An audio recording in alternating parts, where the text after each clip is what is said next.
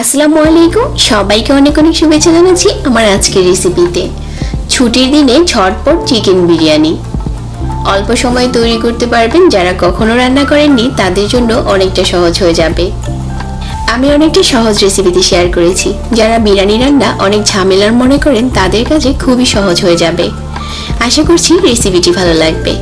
Recipe ভালো লাগলে like comment করতে ভুলবেন না। প্রথমে নিয়ে নিচ্ছি একটা বাটিতে 2 কাপ বাসমতি চাল। আপনারা চাইলে এর পরিবর্তে চিনি গুঁড়া চালটাও নিতে পারেন। এই 2 কাপ চাল পর্যাপ্ত পরিমাণের পানি দিয়ে 30 মিনিটের মতো ভিজিয়ে রাখতে হবে।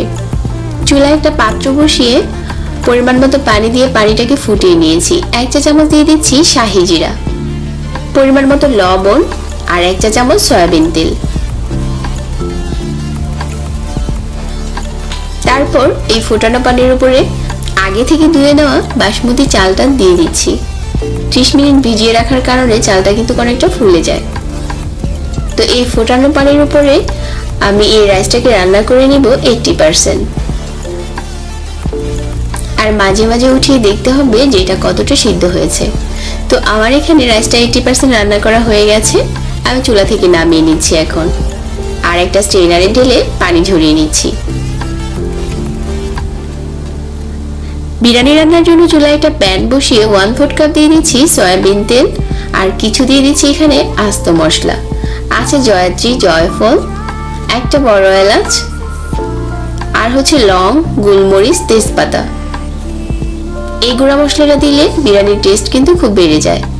তারপর এখানে 1/2 কাপ পেঁয়াজ কুচি দিয়ে খুব ভালো করে ভেজে নিতে হবে।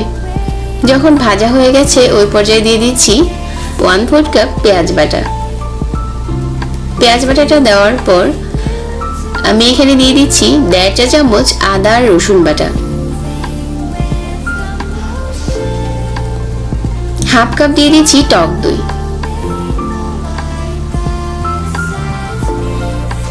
1.5 চা চামচ দিয়ে দিচ্ছি বিরিয়ানি মশলা, 1 চা চামচ দিয়ে দিচ্ছি টমেটো সস। এই বিরিয়ানি মশলার একটা রেসিপি আমার চ্যানেলে আছে, আপনারা দেখে নেবেন। আর যদি হাতের কাছে বিরিয়ানি মশলাটা না থাকে চাইলে প্যাকেটের মশলাটা কিনেও ঠিক এই রেসিপিতে তৈরি করতে পারেন। তো এখন উপর থেকে দিয়ে দিচ্ছি চিকেন আর পরিমাণ মতো লবণ দিয়ে দিচ্ছি। এই রান্নায় কিন্তু কোনো রকম পানি ব্যবহার করতে হবে না। এখন চুলার আঁচটাকে কমিয়ে এই চিকেনটা মশলার সাথে নেড়ে চেড়ে খুব ভালো করে কষিয়ে নিতে হবে। চুলার আঁচটাকে একদম লো করে দিতে হবে। আর উপরে আমি দিয়ে দিচ্ছি কিছু কাঁচামরিচ।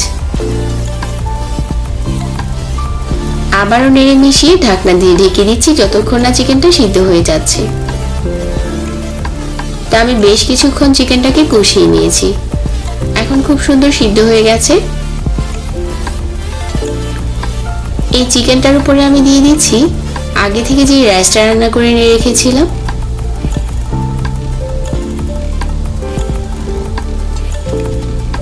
আর 1 কাপ দিয়ে দিচ্ছি লিকুইড মিল্ক, 1 চা চামচ জর্দার রং দিয়ে দিচ্ছি, বিরিয়ানিতে খুব সুন্দর একটা কালার চলে আসবে। আর 1 চা চামচ কেওড়া জল, 1 চা চামচ গোলাপ জল, 1 টেবিল চামচ দিয়ে দিচ্ছি ঘি। তারপর ঢাকনাটাকে খুব ভালো করে বন্ধ করে দিচ্ছি। ঢাকনার যে ছিদ্রটা ছিল ওইটাকেও বন্ধ করে দিতে হবে। তো এইভাবে করে চুলার আঁচটাকে কমিয়ে দমে রেখে রান্না করে নিতে হবে 15 মিনিটের মতো। ঠিক 15 মিনিট পর বিরিয়ানিটা রান্না করা হয়ে গেছে আর খুব সুন্দর একটা স্মেল এসেছে। অল্প সময়ে যারা বিশেষ করে নতুন আছেন তারাও চাইলে এই বিরিয়ানিটা রান্না করতে পারেন। আশা করছি রেসিপিটি ভালো লেগেছে। সবাই অনেক ভালো থাকবেন। আর এতক্ষণ ধরে ভিডিওটা দেখার জন্য অনেক অনেক ধন্যবাদ জানাচ্ছি। সেই সাথে বিদায় নিচ্ছি। আল্লাহ হাফেজ।